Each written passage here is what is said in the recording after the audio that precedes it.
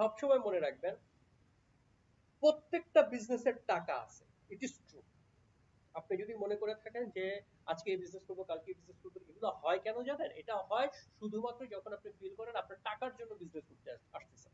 তখন দেখবেন আপনি আজকে মনে হবে ধুর এটা কেন করলাম, ধুর কালকে ওইটা করলে ভালো হতো, পরশুদিন ওইটা করলে ভালো হতো, এরকম একটা ডিস্ট্রাকশনে সব সময় আপনি থাকবেন।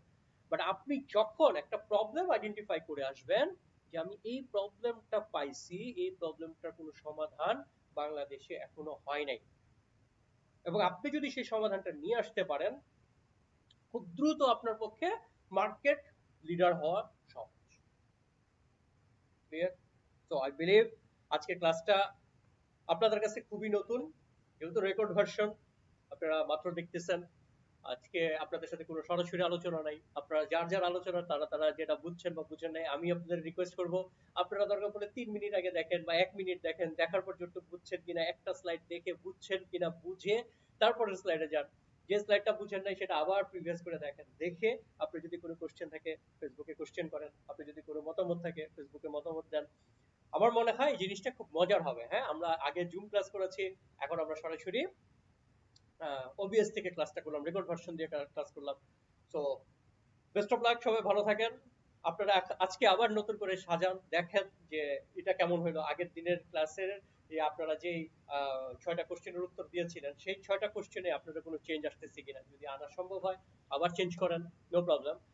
যারা লিখতে পারছেন তারা লিখবেন, যারা ফেসবুকে দিতে পারছেন দিবেন, যারা দিতে পারছেন না তারা অবশ্যই একটা ডায়েরি মেনটেন করবেন, এবং ডায়েরিটা সবাই মেনটেন করবেন, যাতে একটা সময় এই ডায়েরিটা আপনার একটা বিজনেস প্ল্যান বুক হতে পারে। ওকে, তো সবাই এটা একটু মেনটেন করেন। আর এই ক্লাসে আপনার যদি কোনো নতুন কিছু শিখে থাকেন, যেটা আসলে আপনার মানে আপনার আজকের ক্লাসটা আপনার ব্রেনে কোনো একটা শব্দ যদি ইফেক্ট করে থাকে, এটা নিয়ে আমি বলবো যে আপনারা আপনাদের মতামত 101-এ বলার। ঠিক আছে? আপনারা যত বেশি বলবেন দেখবেন আপনাদের বলার স্কিল তত বাড়বে, আপনাদের ক্যামেরা স্কিল তত চেঞ্জ হবে, আপনাদের অ্যাপ্রোচ তত চেঞ্জ হবে। এটা খুব ইম্পর্টেন্ট একটা বিজনেসম্যানের জন্য, এটা খুবই ইম্পর্টেন্ট। আর যে বলেছি না যে একই কথা ভিন্নভাবে কিভাবে বলা যায়, এটা একটু শেখা ইম্পর্টেন্ট। তো এগুলো আমাদের আজকে যেমন বিজনেস নিয়ে বললাম, এরপরে প্রোডাক্ট নিয়ে বলবো, এরপরে কাস্টমার নিয়ে বলবো, কনজিউমার নিয়ে বলবো, ইনফ্লুয়েন্সার নিয়ে বলবো, ব্র্যান্ডিং নিয়ে বলবো। এগুলো যখন একটা একটা করে বলবো আপনারা তখন এই জায়গাগুলো ক্লিয়ার হবেন আশা করি। হ্যাঁ, ওকে, আজকে এই পর্যন্ত। সবাই ভালো থাকবেন, best of luck.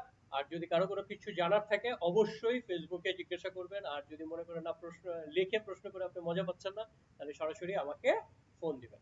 Thank you, সবাই ভালো থাকবেন, আসসালামু আলাইকুম।